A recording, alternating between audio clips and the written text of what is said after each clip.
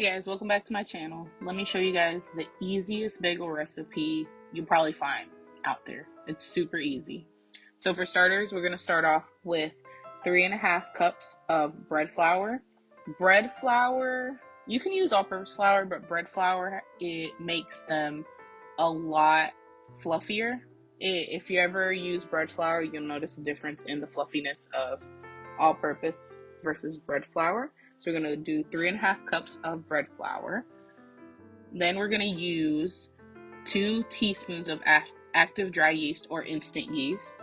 I'm using a half teaspoon right here. That's why you see me do 4, but it's 2 teaspoons of active dry or instant yeast. Then we're going to add 1.5 tablespoons of sugar. You could also use honey if you like. And then I just like to turn on the mixer so that you can just kind of incorporate all of it before you pour in the warm water. I'm going to add 1.25 cup of warm water to the recipe.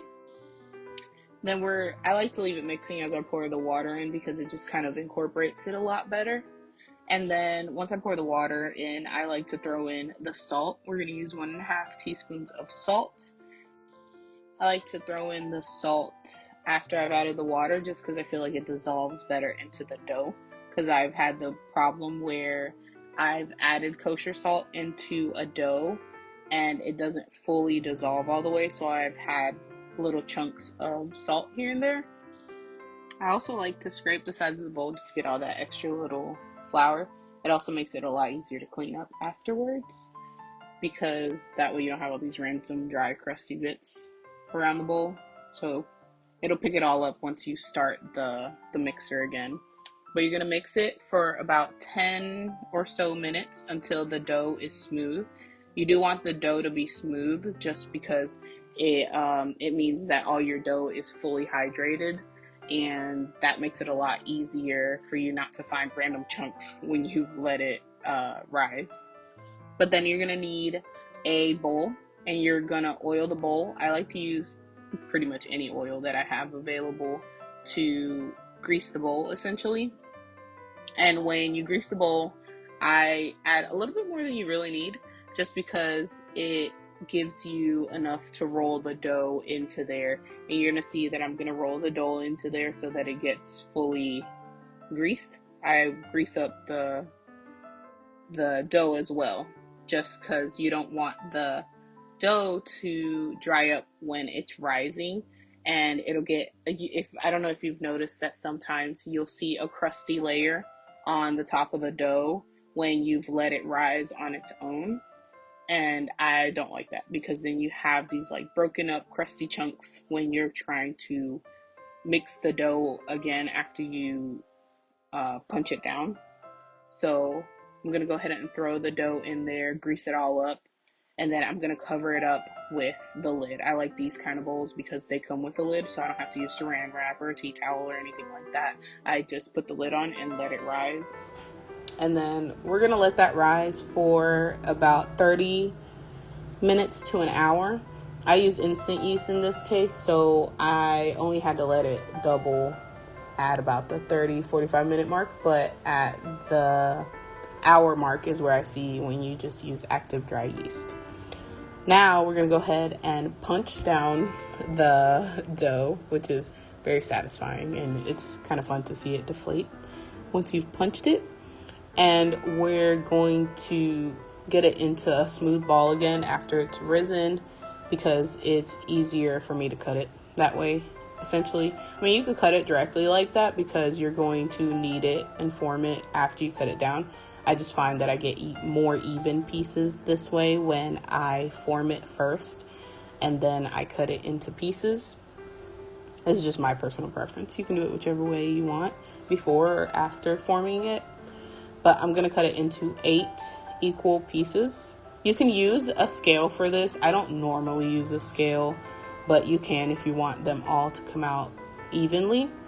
I personally just, when I'm in a rush or when I'm just trying to get it done quickly, I don't bother weighing them. I just eyeball them, get them as even as possible, and then cut them into 8 equal pieces. Then you're going to form them into a ball, and roll them out again, just to get that form, because if you get it into one uniform ball, it makes for a smoother bagel when you go ahead and make the hole in the center.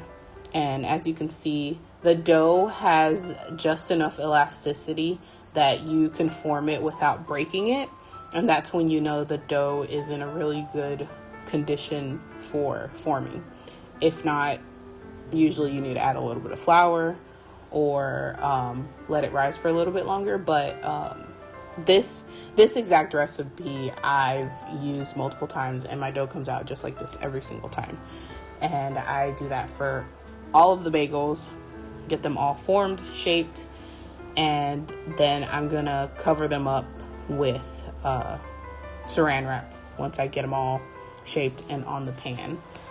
You can use flour underneath the bagels when you form them so they don't stick to the pan, but I just use parchment paper, and then I end up just using that same parchment paper for baking them. I just use the same one.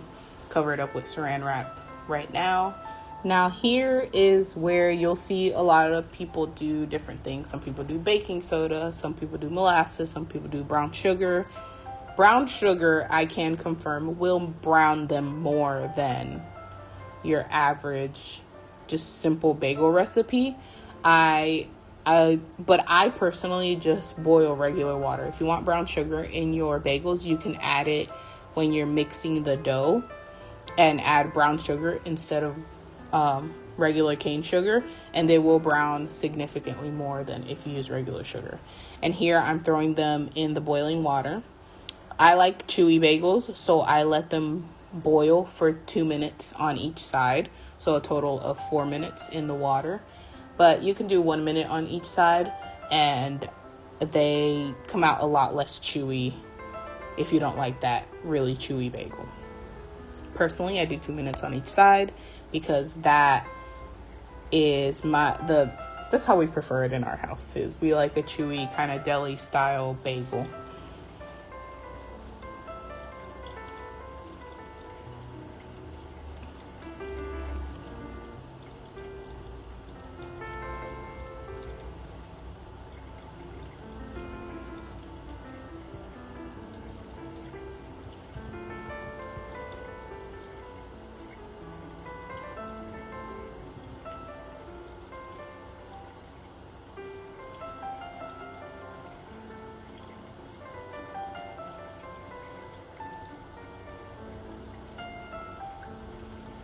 Once I'm about halfway done boiling all the bagels, I will go ahead and turn on the oven. I will preheat the oven to 425 degrees Fahrenheit to bake them after I've boiled them. Boiling is pretty much the essential step for bagels. That's kind of what makes bagels different from baking regular bread. If you go and bake that dough in the oven, they won't have the same texture as a bagel that you make traditionally. Traditionally, they're boiled and then baked, not just straight baked.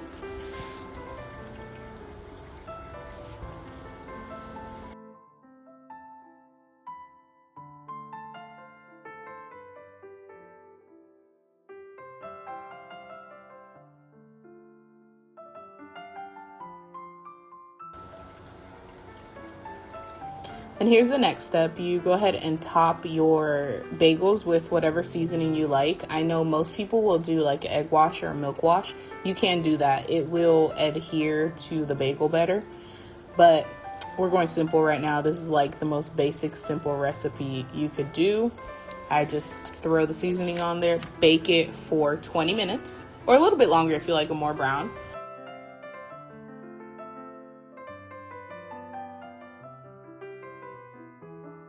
But this is how they look after you bake them for 20 minutes, and they are so delicious. These don't last 2 days in my house. So thank you guys so much for watching, and enjoy. Bye.